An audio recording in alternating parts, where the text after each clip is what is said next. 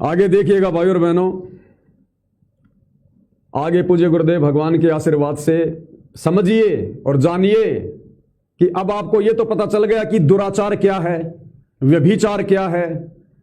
अपनी पत्नी हो चाहे दूसरे की पत्नी हो, यदि हम सहमति से भी शारीरिक संबंध बनाते हैं, सेक्स करते हैं, तो वो दुराचार है, व्यभिचार है परमात्मा की भाषा में, परमात्मा के विधान अनुसार। अब दुराचार करना कितना बड़ा पाप है, अब आपको ज्ञान गंगा पुस्तक से समझ में आएगा कि परमात्मा ने क्यों मना किया और क्यों कहा कि दुराचार महापाप है। दुराचार करना कितना पाप है, ये पवित्र पुस्तक ज्ञान गंगा है। और ज्ञान गंगा पुस्तक के भूमिका के पेज नंबर 6 में ये पवित्र पुस्तक ज्ञान गंगा है, आप जो की आंखों के सामने है, ढंग से दिखा देता हूं ताकि भगत भाई बहनों के मन में कोई शंका ना रहे किसी प्रकार की। यह है पवित्र पुस्तक ज्ञान गंगा, पूर्ण परमात्मा ने नमः, ज्ञान गंगा, प्रचार प्रसार समिति, सतलोक आश्रम, हिसार टोहाना रोड, बरवाड़ा जिला हिसार हरियाणा। और ये है पेज नंबर 6 भूमिका का। और यहां पर पूज्य गुरुदेव भगवान ने ज्ञान गंगा पुस्तक में अपने नियम और मर्यादाओं में क्या कहा है, ये देखिएगा आप लोग, जो आप जियों के सामने है। ये सबसे पहले है ये मदिरा यानी शराब पीना कितना पाप है।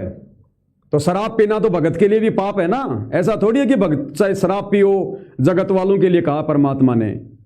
देखते जाइए, फिर नीचे आ जाओ पेज नंबर 6 पर भूमिका में, ये देखिएगा क्या लिखा हुआ है। दुराचार करना कितना पाप है। दुराचार पर द्वारा स्त्री का खोले, 70 जन्म अंधा हो डोले। तो दुराचार की परिभाषा आपको समझ में आ गई होगी, चाहे अपनी पत्नी हो चाहे दूसरे की पत्नी हो, अगर आपसी सहमति से शारीरिक संबंध बनाओगे, मिलन करोगे, वो दुराचार में है। तो दुराचार कितना बड़ा पाप है। पर द्वारा स्त्री का खोला, 70 जन्म अंधा हो डोला है। अब सांसारिक दृष्टि से दूसरे की स्त्री के साथ में मिलन करना, उसका वो भगद्वार खोलना, उसके साथ में सेक्स करना हो गया पर स्त्री के साथ। और आध्यात्मिक दृष्टि से वो स्त्री हमारी है क्या? अरे हमारी धर्मपत्नी जिसका हम वो परद्वारा खोल रहे हैं, वो हमारी स्त्री है क्या? अरे हम तो खुद स्त्री हैं उस परमात्मा की भक्ति मार्ग में आने के बाद।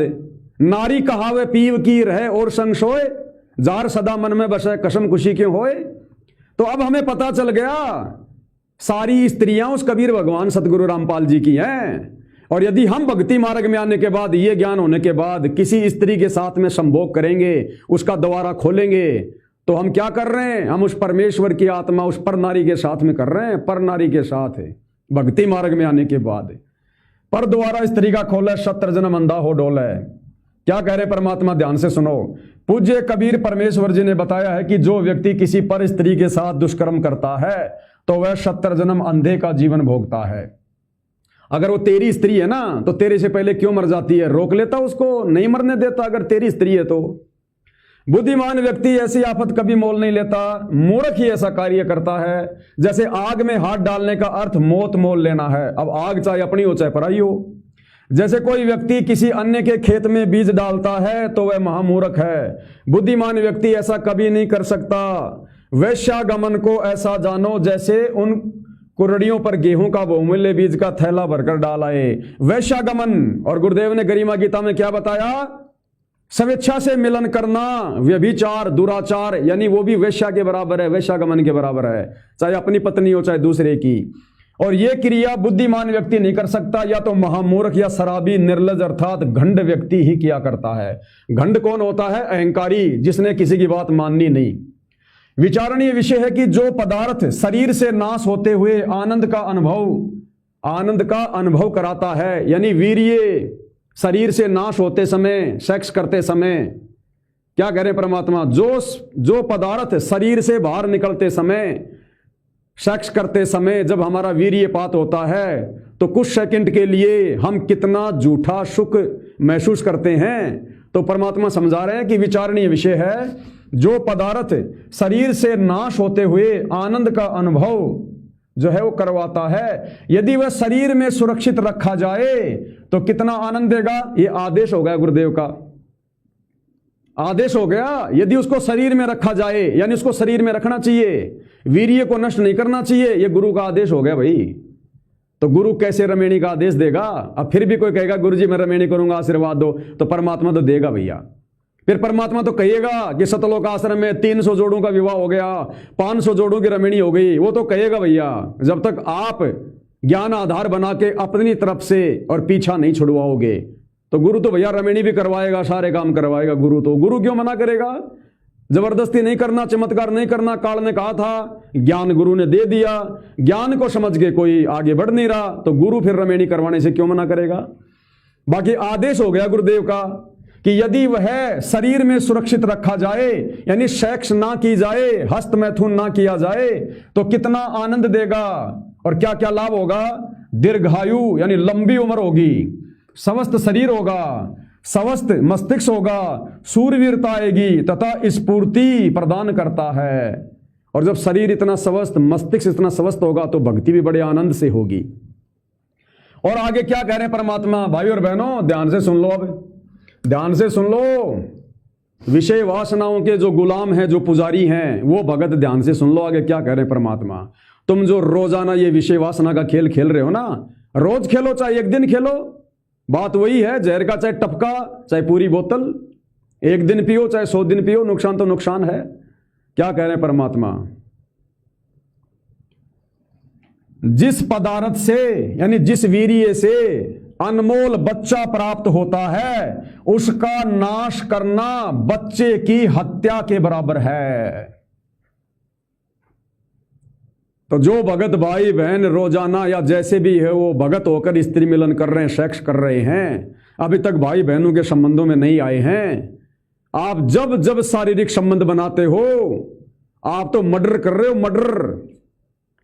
जैसे किसी को मार दिया जाए ना, और उसकी हत्या का कितना बड़ा पाप है आध्यात्म में, तुम तो रोज कर रहे हो। जब जब अपनी पत्नी के साथ तुम मिलन करते हो, सेक्स करते हो, तुम एक बच्चे की हत्या का पाप अपने सिर पर ले रहे हो।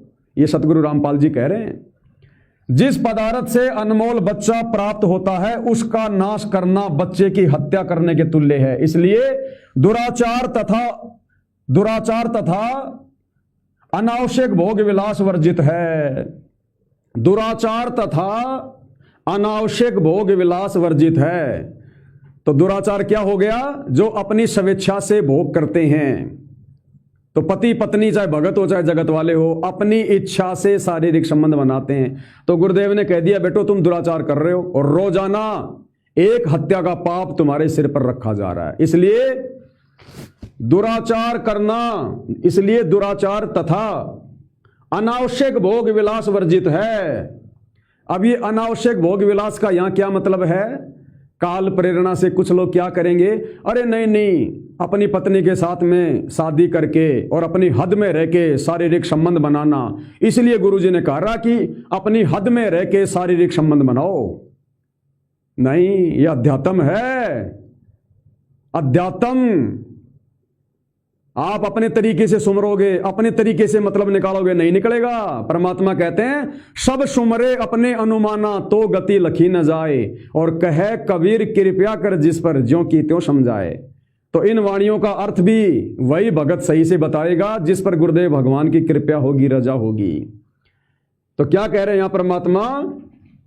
इसलिए दुराचार तथा अनावश्यक भोग विलास वर्जित है। अनावश्यक, अब भगत के लिए क्यों है ये अनावश्यक? क्योंकि अब हम भक्ति मार्ग में आ गए, अब हम मोक्ष के मार्ग पर चल पड़े, अब हमने मुक्ति प्राप्त करनी है। काल के द्वारा जो बुराइयां हमसे करवाई जाती हैं, काम क्रोध लोभ मोह अहंकार की बेड़ियों में डालकर, अब हमने उन रास्तों को बंद करना है। यदि आपकी शादी हो चुकी है और यदि आपको यह ज्ञान हो गया तो कहते हैं समझा है तो सिर दर पांव बहुर नहीं रहे सादाव। आगे बच्चे पैदा करने की मत सोचो, वो भी आपको गुरुदेव के आशीर्वाद से अभी वीडियो सुनाऊंगा। गुरुदेव भगवान किसी भगत के घर में बच्चे पैदा हो बिल्कुल नहीं चाहते, बिल्कुल भी पक्ष में नहीं है परमात्मा कि जिस भगत ने रमेणी कर ली फिर वो बच्चे उत्पन्न करे, संतान उत्पन्न करे। गुरु जी बिल्कुल भी पक्ष में नहीं है। तो अनावश्यक भोग विलास वर्जित है, अर्थात यदि ये ज्ञान कि भक्ति मार्ग में भोग विलास किस कदर बाधक है भगत के लिए, अपनी खुद की धर्मपत्नी विषय वासनाओं को लेकर किस कदर बाधक है, जब तक उसको ज्ञान नहीं है, और मान लो उसने रमेणी कर ली, शादी कर ली, और जिस दिन उसको ज्ञान हो गया और भले उसको संतान नहीं है, उसी दिन फुल स्टॉप लगा दो, भाई बहन के रिश्तों में आ जाओ। फिर अनावश्यक भोग विलास उसके लिए वर्जित है, उसके लिए अनावश्यक भोग विलास हो जाएगा वो, क्योंकि अब उसको ज्ञान हो गया। और जिस भगत ने रमेणी कर ली, शादी कर ली, जिसके बच्चे उत्पन्न हो गए, और जिसको अभी तक इस बात का नहीं पता है और फिर भी भोग विलास में लगा हुआ है, और जिस दिन उसे इन बातों का पता चल जाए कि अगर मोक्ष प्राप्त करना है तो भाई बहन के संबंधों में आना पड़ेगा, तो उसी दिन से उस भगत ने फुल स्टॉप लगा देना चाहिए। यदि उसके बाद भी वो बकवाद करेगा, जानबूझ के सांची वो तजेगा, तो उसके लिए अनावश्यक भोग विलास में आ गया वो। अब गुरुदेव भगवान जो भगत रमेणी करना चाहते हैं या जिन्होंने रमेणी कर ली अज्ञानता में, और जो संतान उत्पत्ति की आस में बैठे हैं कि मेरे घर में संतान हो जाए, मेरे बच्चा उत्पन्न हो जाए, सतगुरुदेव रामपाल जी भगवान इसके पक्ष में नहीं है बिल्कुल भी, 101% भी। और क्या कह रहे हैं गुरुदेव भगवान, ध्यान से सुनिएगा।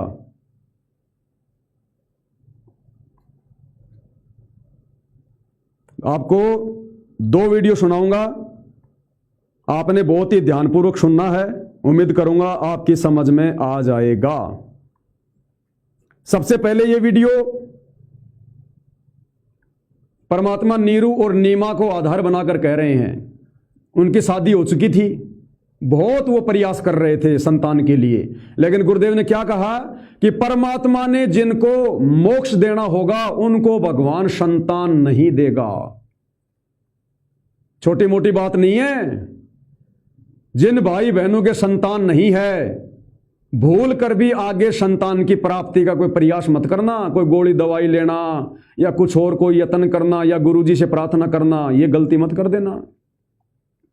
क्या कह रहे हैं परमात्मा नीरू नीमा का उदाहरण देकर कि परमात्मा जिनका मोक्ष करना चाहते हैं भगवान उनको संतान नहीं देता। ध्यान से सुनिएगा आप। से वो ब्राह्मण घर में जन्म हुआ था, फिर मुसलमानों ने उनको जबरदस्ती मुसलमान बना दिया था और नीरू नीमा उनका नाम रख दिया था। उनका संतान नहीं थी। परमात्मा ने उनको मोक्ष देने के लिए संतान नहीं दी, स्वयं ही उनके घर में, क्योंकि उन्हें तो संतान चाहिए थी, मोक्ष नहीं चाहते थे।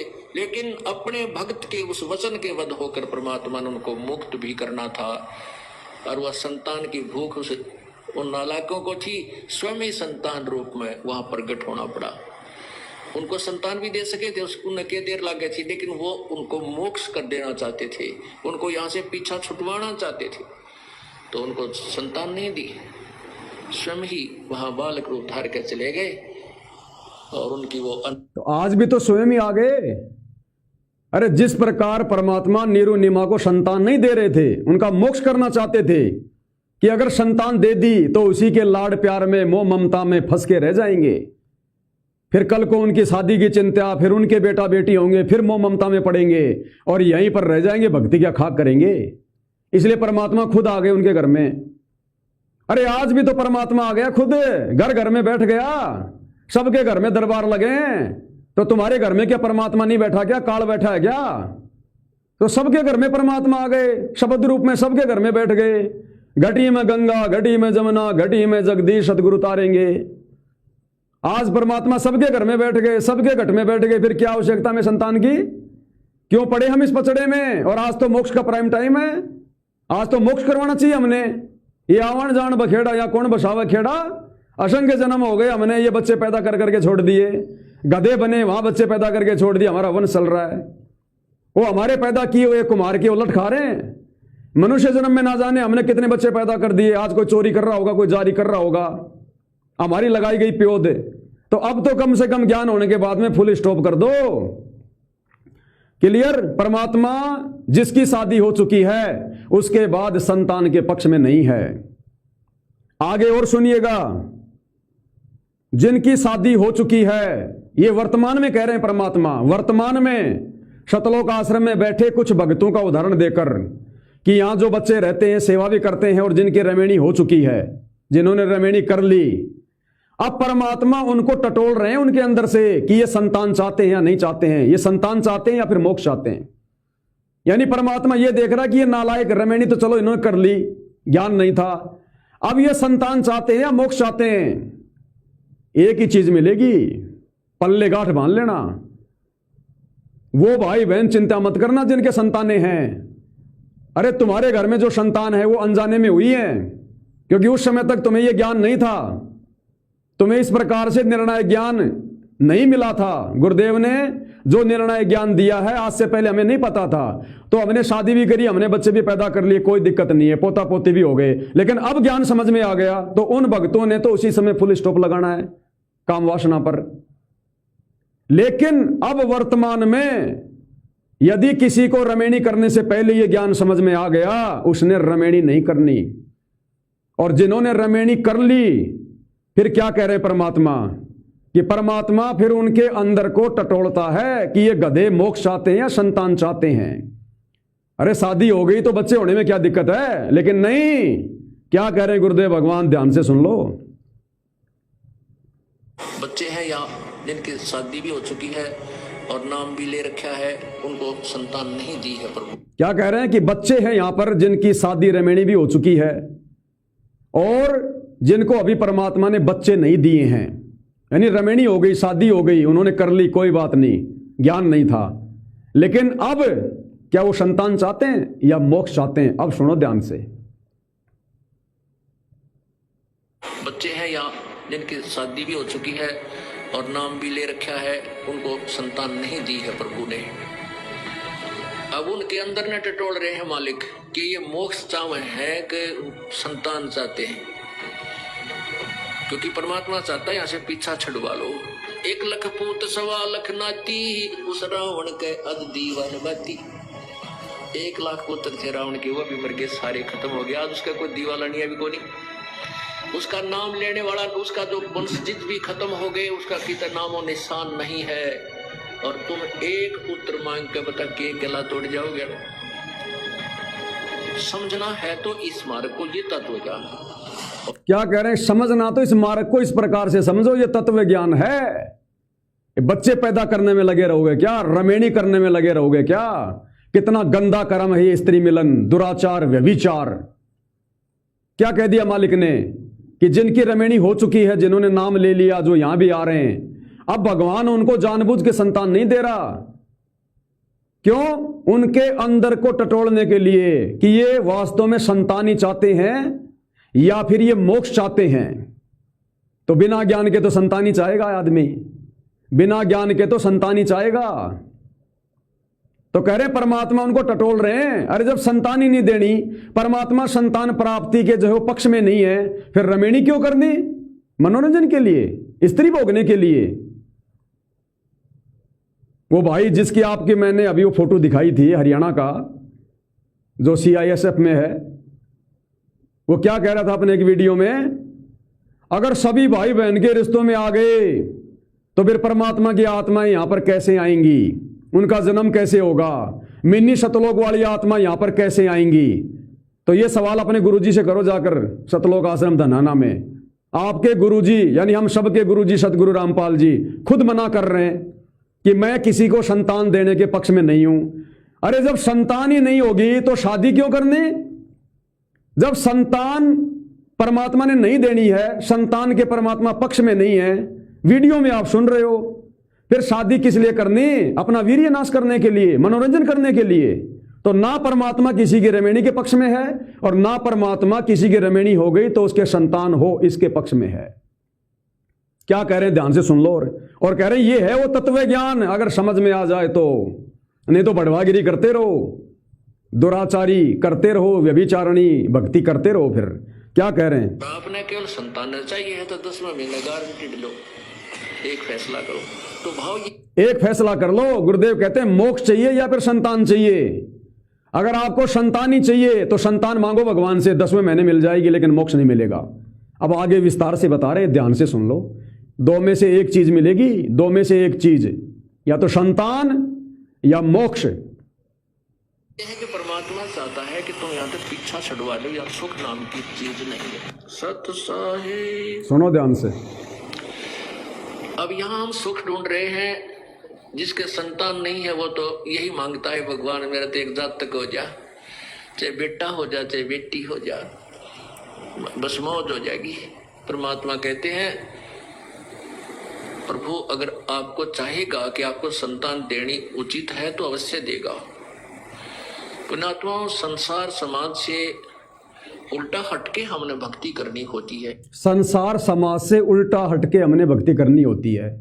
अरे ये डिमांड तो संसार की होती है, समाज की होती है, जिनको ज्ञान नहीं है, शादी हो जाए, बेटा हो जाए, पोता हो जाए, मेरा जीवन सफल हो जाए। तो परमात्मा कहते हैं हमने संसार और समाज से उल्टा हटके भक्ति करनी होगी, हमने नहीं पड़ना इन लफड़ों में। यदि आपको मोक्ष चाहता चाहिए तो प्रभु की रजा में राजी रहिए, इस चक्कर में मत पड़िए। और यदि आपने मोक्ष नहीं चाहिए और परमात्मा से संतान ही चाहिए, आप सच्चे दिल से एक फैसला कर लेना। अगर आपने संतान चाहिए और मोक्ष नहीं चाहता तो 10 महीने आपका संतान ना हो तो दोनों चीज नहीं मिलेंगी। अगर आपको संतान ही चाहिए, क्योंकि मालिक का विधान हो गया ना, अरे एक म्यान में 2 तलवार देखी सुनी ना कान। तो मालिक कहते हैं अगर आपको संतान ही चाहिए, क्योंकि परमात्मा नहीं चाहता कि आपको संतान हो, लेकिन फिर भी आप जबरदस्ती रो रहे हो, धो रहे हो, प्रार्थना कर रहे हो, मन में इच्छा है कि संतान हो, बेटा हो, बेटी हो, तो परमात्मा कहते हैं हृदय से एक प्रार्थना कर लो कि गुरुजी संतान चाहिए, लेकिन फिर मोक्ष की उम्मीद मत करना बिल्कुल भी। और यदि आपने मोक्ष नहीं चाहिए और परमात्मा से संतान ही चाहिए, आप सच्चे दिल से एक फैसला कर लेना। अगर आपने संतान चाहिए और मोक्ष नहीं चाहता तो 10 महीने आपका संतान ना हो तो गारंटीड बात है। परमात्मा ये चाहता है कि तुम यहाँ तक पीछा छुटवा लो, लेकिन हम वो मुट्ठी बंदर वाली मुट्ठी ने छोड़ते को ना और मोक्ष करवाना चाहे, दोनों नहीं होया करते। क्लियर कर दिया परमात्मा ने कि हम संतान भी चाहते हैं और मोक्ष भी चाहते हैं, दोनों काम नहीं हुआ करते। अर्थात ना तो परमात्मा किसी के रमणी के पक्ष में है, और यदि किसी की शादी हो गई तो उसके बाद ना परमात्मा किसी के घर में संतान के पक्ष में है। ये अमर वचन सतगुरु रामपाल जी भगवान के हैं। तुम लोग सत्संग नहीं सुनते हो तो मेरी क्या गलती। एक चीज मिलेगी, इसलिए इस ज्ञान को समझकर सतगुरु रामपाल जी के भक्तों ने, जो साथ संगति से जुड़े हैं, उन्होंने फैसला कर लिया, जिसकी रमणी हो गई उसने संतान का ख्याल दिलो दिमाग से त्याग दिया और उसी दिन से भाई बहन के रिश्ते बना लिए अपनी पत्नी के साथ। और जिनकी रमणी नहीं हुई है वो भगत दृढ़ संकल्प लेकर भक्ति कर रहे हैं, जिन्होंने नाम दीक्षा भी नहीं ली अभी, और उन्होंने दृढ़ संकल्प कर लिया कि रमणी नहीं करेंगे, अपना मोक्ष करवाएंगे। तो भाई और बहनों, इसलिए ये साथ संगति सतगुरु रामपाल जी का मिशन है, यथार्थ मिशन।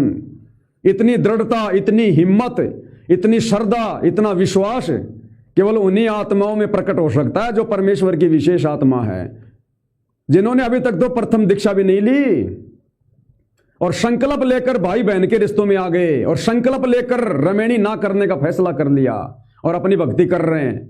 और आश्रमों में सार शब्द, सार नाम लेकर भी रोजाना गंदा खेल खेल रहे हैं, विषय वासनाओं में पड़े हुए हैं, सड़ रहे हैं, शुअर की तरह गंदगी में नाक रगड़ रहे हैं। तो सतगुरु रामपाल जी का मोक्ष मिशन कहां है? क्योंकि मोक्ष मिशन कहां है? जहां पर आपको रमणी नहीं करनी, जहां पर आपको बच्चे नहीं चाहिए। क्लियर कर दिया गुरुदेव ने, दोनों काम नहीं होते भाई। या तो संतान ले लो अर्थात ब्याह शादी करवा लो, या फिर गुरु से मोक्ष ले लो।